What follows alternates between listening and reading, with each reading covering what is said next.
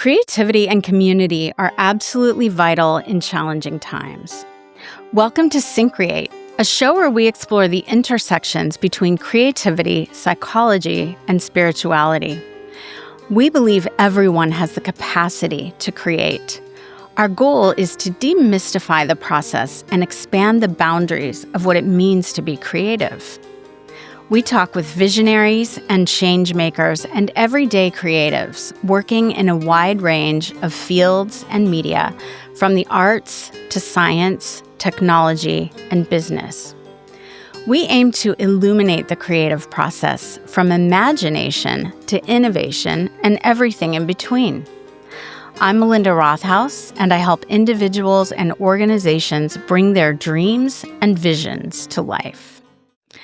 At Syncreate, we're here to support your creative endeavors. If you have an idea for a project or a new venture and you're not quite sure how to get it off the ground, find us at Syncreate.org. Our book, also called Syncreate, walks you through the stages of the creative process so you can take action on your goals. We also offer resources, creative process tools, coaching, workshops, and retreats to help you bring your work to the world.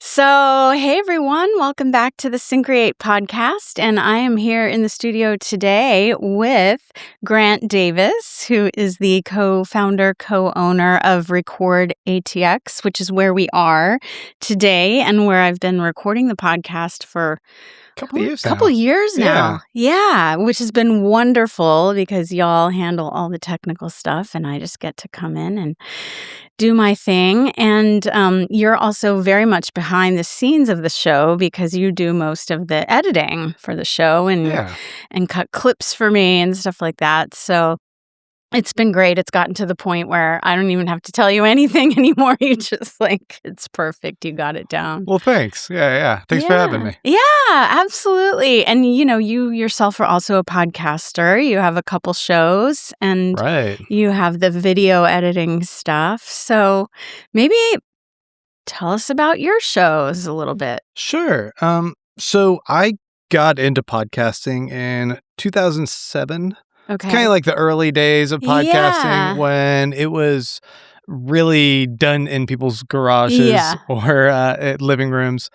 I first got into it with a group of friends that did a movie review site, which was a pretty big review site back in the day. Okay. They not only reviewed movies, but they did it while animating their characters. So they would do this whole cartoon animation. It was called Spill.com. Okay. And these guys in Austin was already known for being a pretty big movie and film criticism community with Ain't It Cool News and a few other places here in town. These guys grew pretty large. They had several, I would say 100,000 followers. They would put on these yearly events and have people fly in for their whole SpillCon that they would do. And as their community continued to grow, they opened up and started doing additional podcasts. And one of them, my coworker at the time, was doing a show called LEOG, which is the League of Extremely Ordinary Gentlemen, a play off of Alan Moore's comic book series. And they just talked about all sorts of geeky stuff. They talked about movies and comics and film. And I came on just to check out initially what they were doing. And then just kind of got brought in and really enjoyed getting to chat about all this geeky stuff. Yeah. And as a result, we saw things grow with them. And we started taking on and doing our own creative projects. I spun off from there and started doing my own podcast network where I made a new site where other people, all their shows, I was moderating a bunch of other people's podcast shows, their video and audio shows, helping oversee that. And I started doing a beer show, craft beer, as well as, talking about TV for a long time. TV in general. I did one on Star Trek. I did some on video games. Just across the gamut geeky discussion. Yeah. All of that, that kind of started picking up around 2012 or so. And I just kept doing this as a hobby, not making any money or anything off of it, up until around early 2017 when I met my business partner. We kind of knew each other from similar circles of talking about geeky or like TV podcast stuff. Yeah.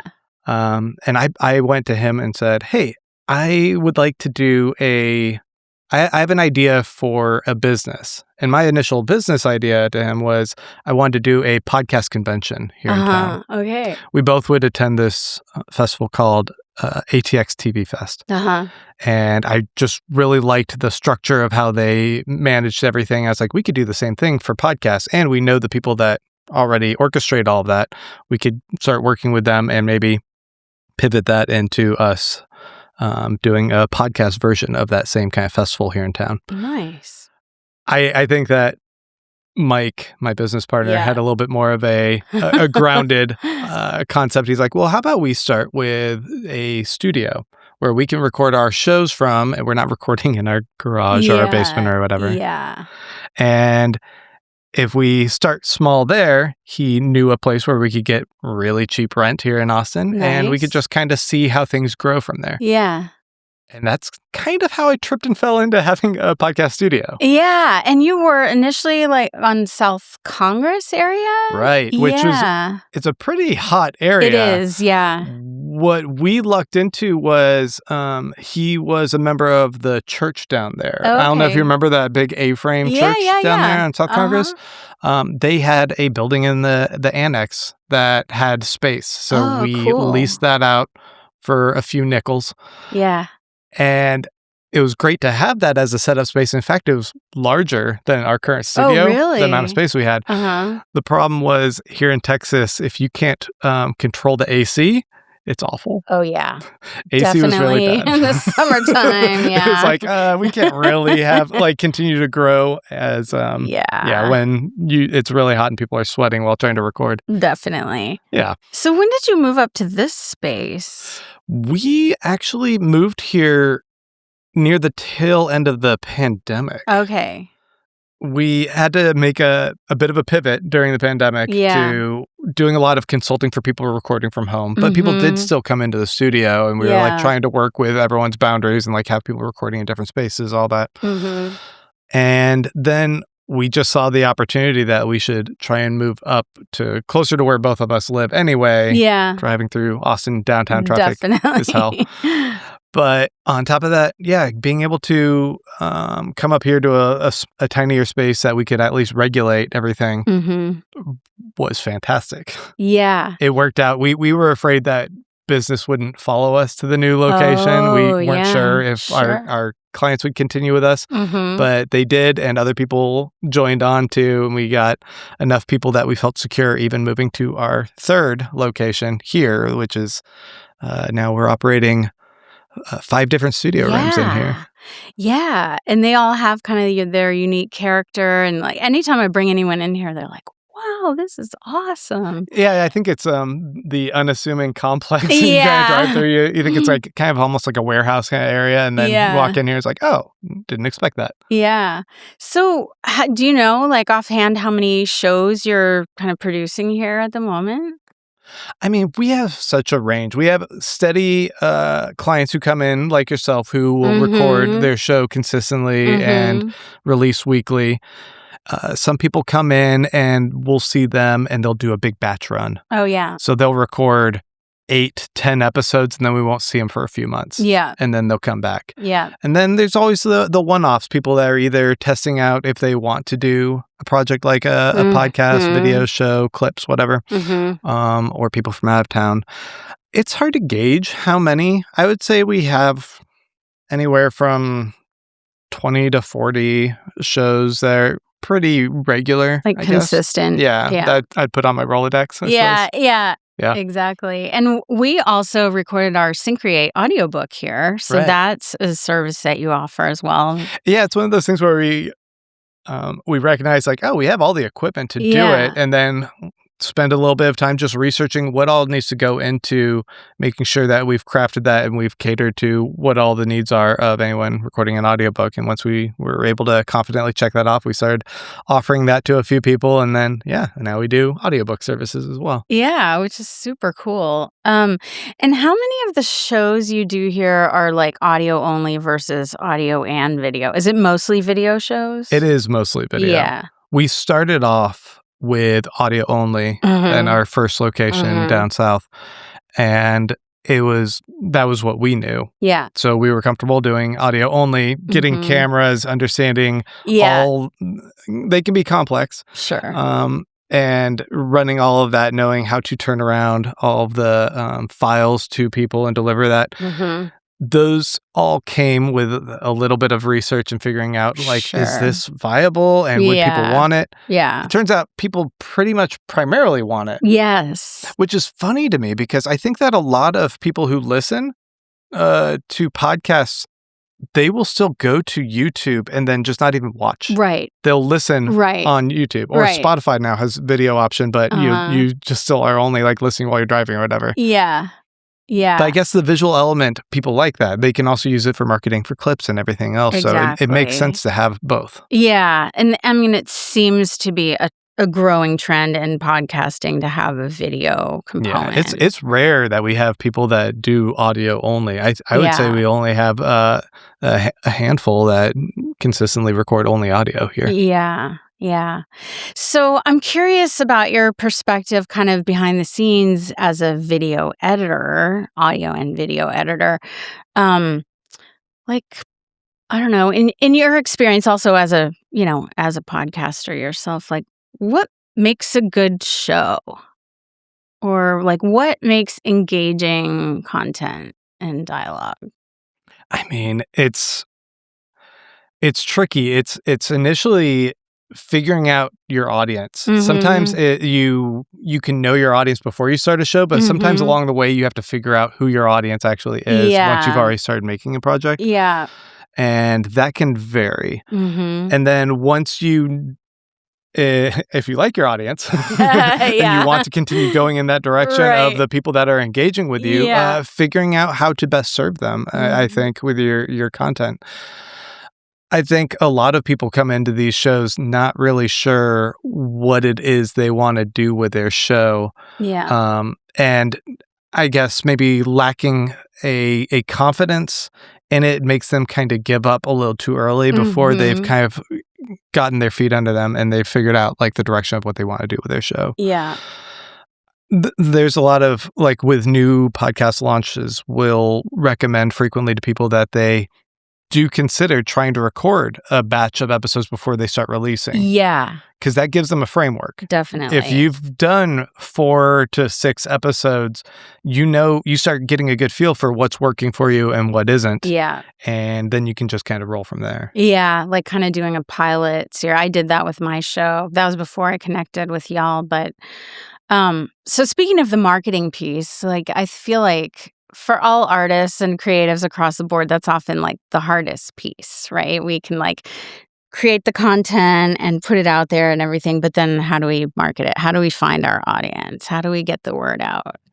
It's funny because I would say that's an element of our business that we don't actually do as much because I know it's such a targeted hurdle. I feel like it requires a lot of time and dedication.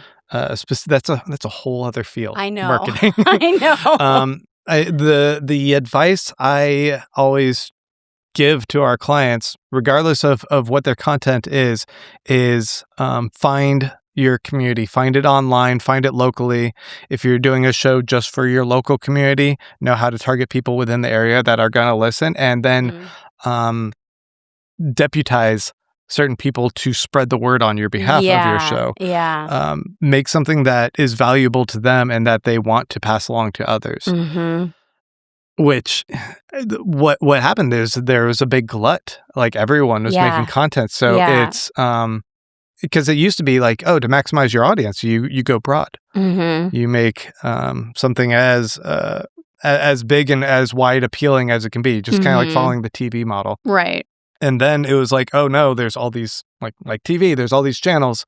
You got to niche down and have something that is very targeted to your little audience, because those are the people that are going to be passionate about it and spread it to other people. And listen across multiple episodes and share. And they're going to get something out of it that they are excited to spread to other people. Yeah, definitely. It's tricky, but I guess, we talk a lot on the podcast about, the importance of community. And so it comes back to that. Really. I mean, for a lot of people, I find that sites like Reddit are fantastic for it.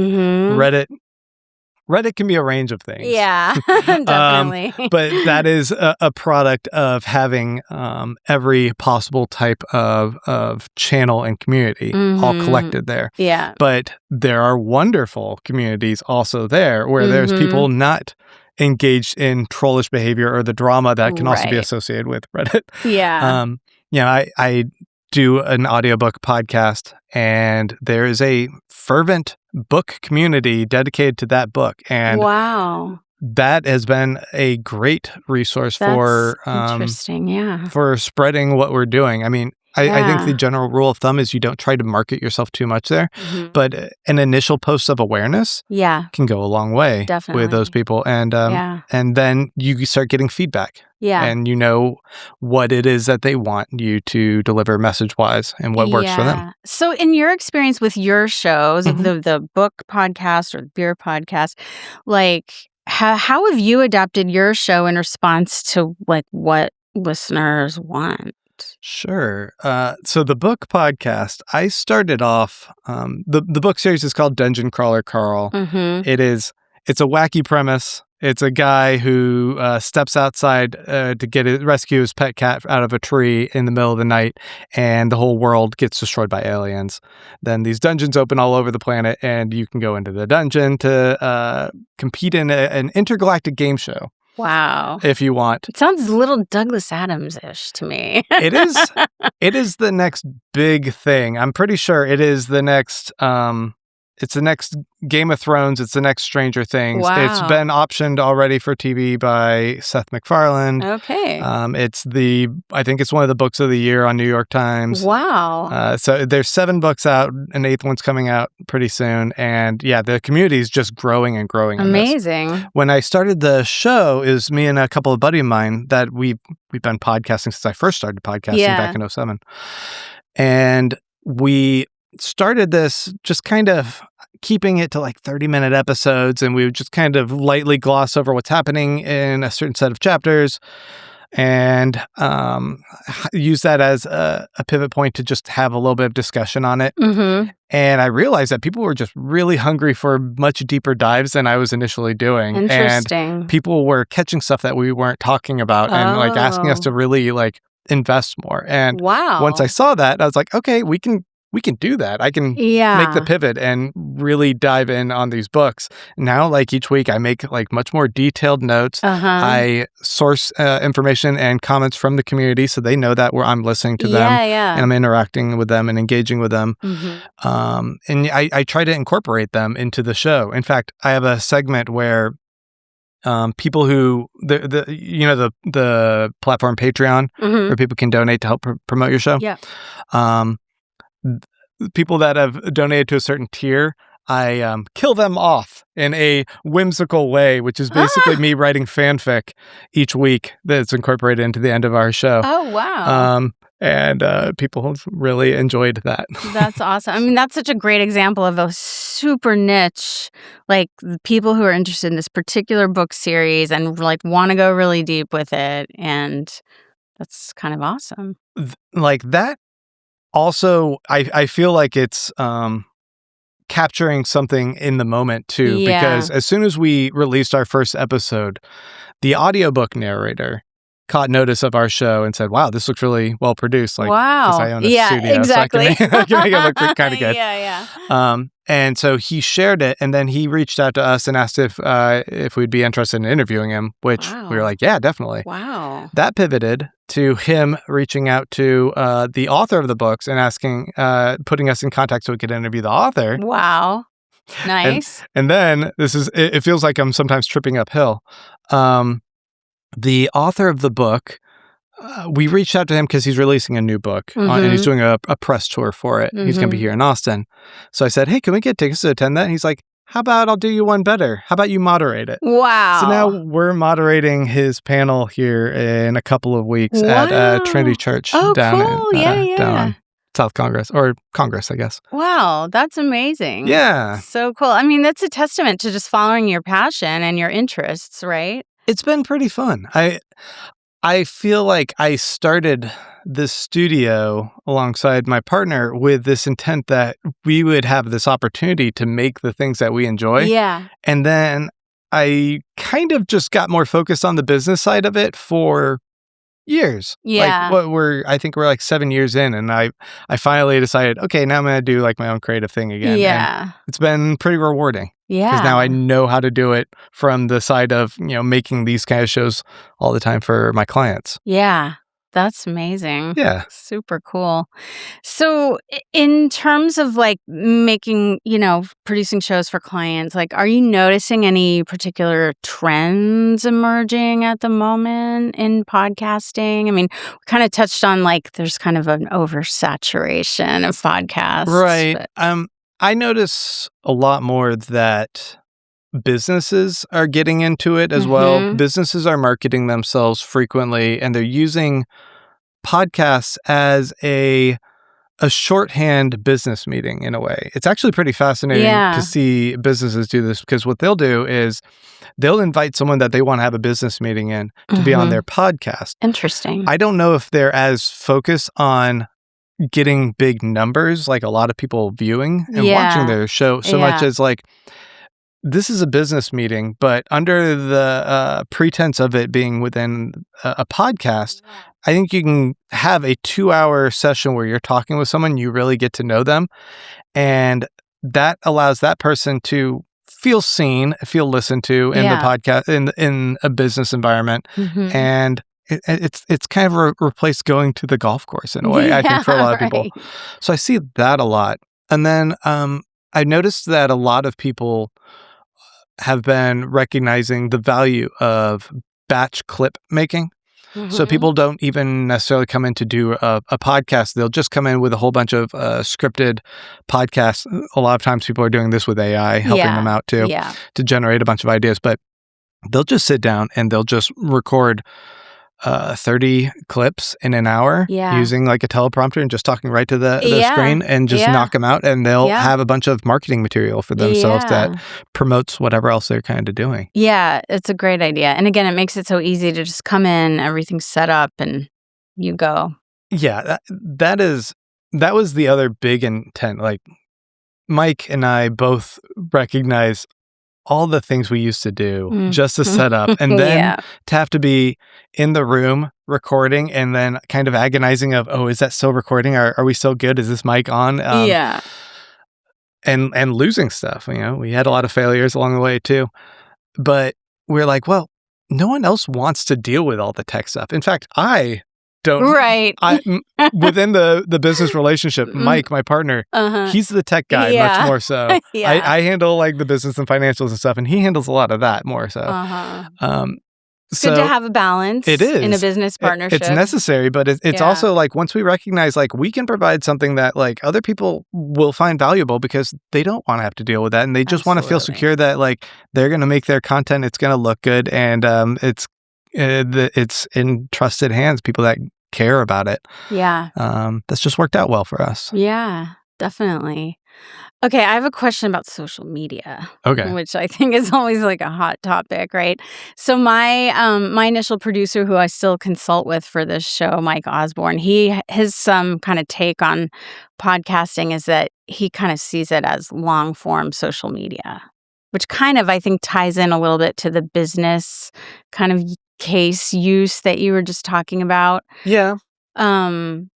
And then, so I'm curious your thoughts on that, as well as just the relationship between podcasting and social media. So we've been talking about, a lot of people come in, do a show, pull clips. I do that and post them on social media. What's your sense of that relationship and, people have a lot of ambivalence about social media these days, or whether it's like a necessary evil in some sense for podcasting. Right. I mean, when I think of social media, I think of there being this fakeness, I think, up front. That's one of the first things. Social media is how you curate, how you present yourself to the world. Definitely. And you know, this is why people get lost in the flicking through different reels and clips, and it sucks you in. There's an algorithm that targets you. It's reacting with your brain, and it's highlighting a fake reality for people. The idea that podcasts, I agree in part, I guess.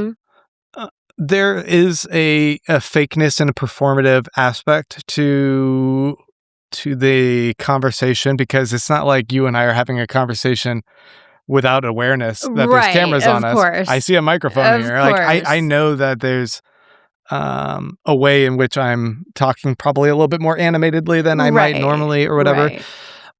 So there is a facade, I guess. I came up in podcasts with the exposure to a type of indie garage podcast that were supposed to be, you know, niche communities, fans and geeks just being able to connect with other people and talk about the things that they really enjoy. Totally. And I think, you know, that's in part what I tried to do with like both this a beer show where I'm just like talking about beer with my friends, and we review the beers, but it's also about like just camaraderie, and it's a friendship. We've been doing that for 13 years. Amazing. My poor liver. Yeah. But yeah, and then I tried to reflect that onto the book podcast I'm doing too, where I'm like, I just want to talk about something that is fun. It's something that I'm passionate about. Yeah. But I do recognize that there are people that are leveraging this for business, that there are people that are, you know, using this for a whole bunch of different avenues. And I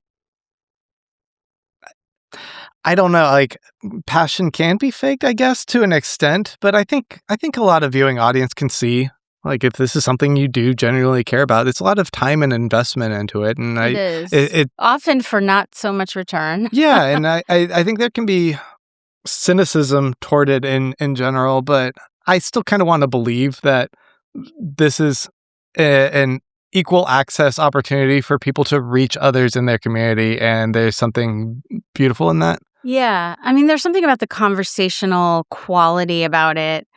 And I mean, I think that there's something that makes podcasting unique, in that it's just people having a conversation, in some way, whether it's in a garage or a living room or a studio.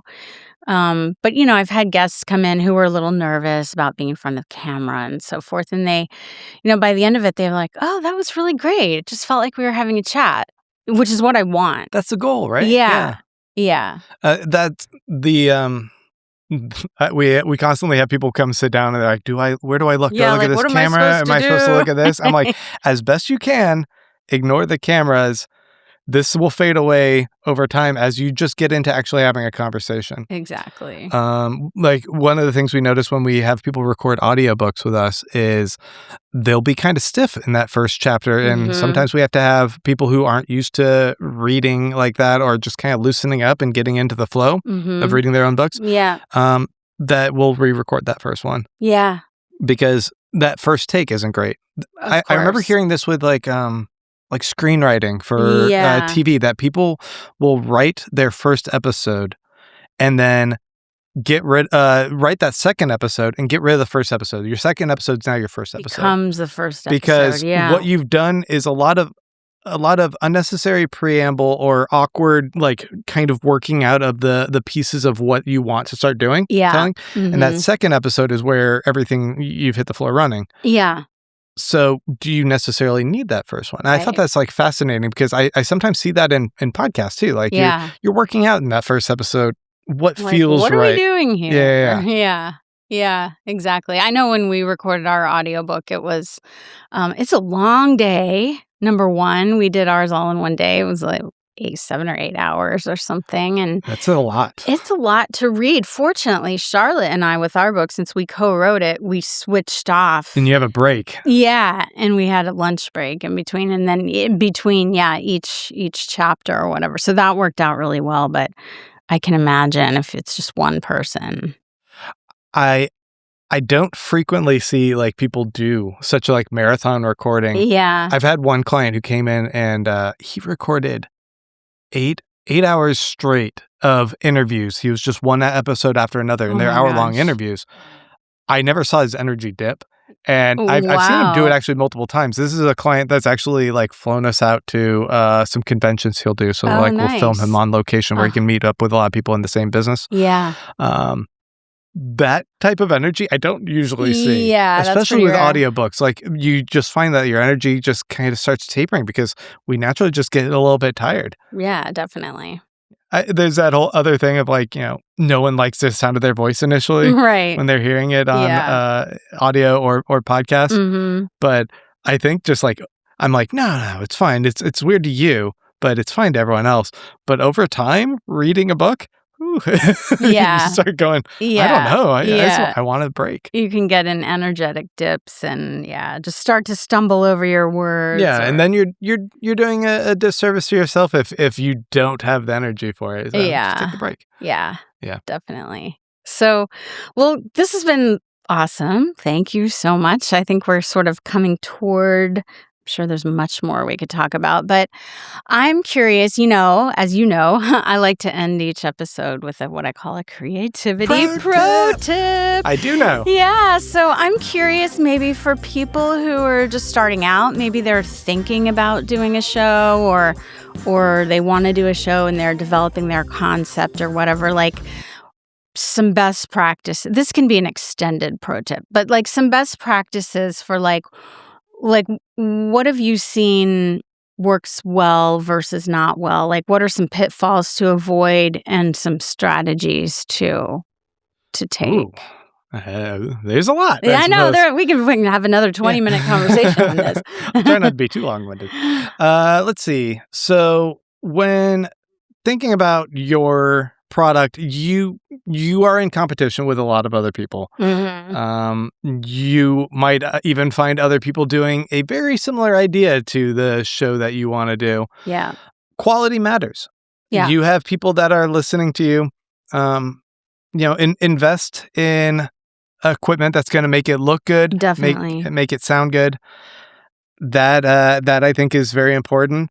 If you don't feel confident in it, find someone who can help. Yeah. That's kind of the whole business model that we have. Like, Definitely. Other people shouldn't, creative people should have the luxury of being creative without being bogged down by the tech side of things. Mm-hmm. And I think that's extremely valuable. And then I think this is maybe not fully just in the realm of that, but one of the most important things I find is that perfection is a killer of creativity. Joy. Of joy. And I just operate off of it doesn't need to be great right away. Figure it out as you go along and just try to pull the trigger quicker on whatever project's kind of kicking around in there. Mm-hmm. Like a lot of the great books people write, they write a first draft and then they go and edit and edit and edit. Absolutely. Like the writers that are able to write like so many pages a day, they're pushing themselves, even if it's garbage, write it down and go back and fix it later. Yeah. And you get better and better as you do that. And I think like with a podcast or whatever project you're doing, pull the trigger faster. Just try and make something and don't be worried about it not being great. It doesn't have to be great initially. Yeah, no, I think that's so important because I think a lot of times people will have an idea and they'll just be like holding on to it so tightly. So precious. And thinking through it like so much and maybe even talking themselves out of even putting it out there at all. And we talk about, again, in Syncreate, like iteration.